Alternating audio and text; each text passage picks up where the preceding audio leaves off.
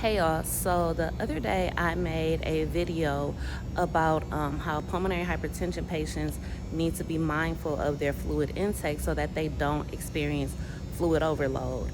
And so today I wanted to touch on how would you possibly know, what are some ways that you might know if you are experiencing fluid overload.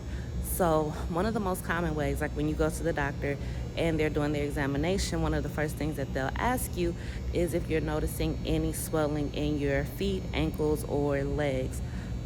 So if you are, that's a good chance that you might be holding on to some extra fluid. Or if you notice that, like if you're wearing socks, they make an indentation on your ankles, or if you push on your ankle and it leaves an indent, that's a good chance that you're holding fluid. But for me, I don't really as much get fluid in my ankles and legs.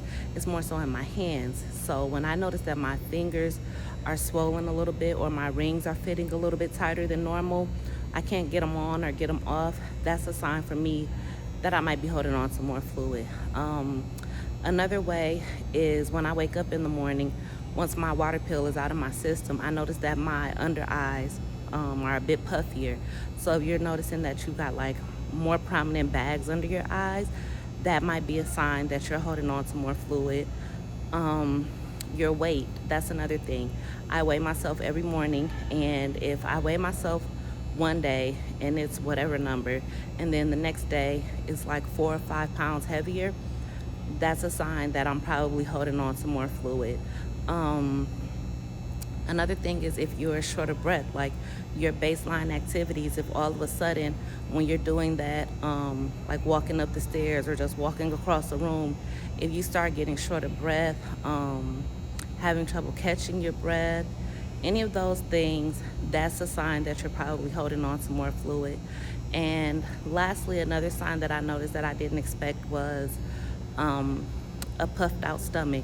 So if your stomach is a little more bloated than normal, or a lot more bloated than normal, that also is a place where people with pH can hold more fluid. So that could also be a sign that you're holding on to more fluid or having fluid overload. And if you are, you just want to get in touch with your doctors or nurse, and so that they can try to help you out and get that fluid off of you, because as you know, people with pH, fluid retention is one of the last things that we need. So I just wanted to put those tips out there, and I'll see you next time.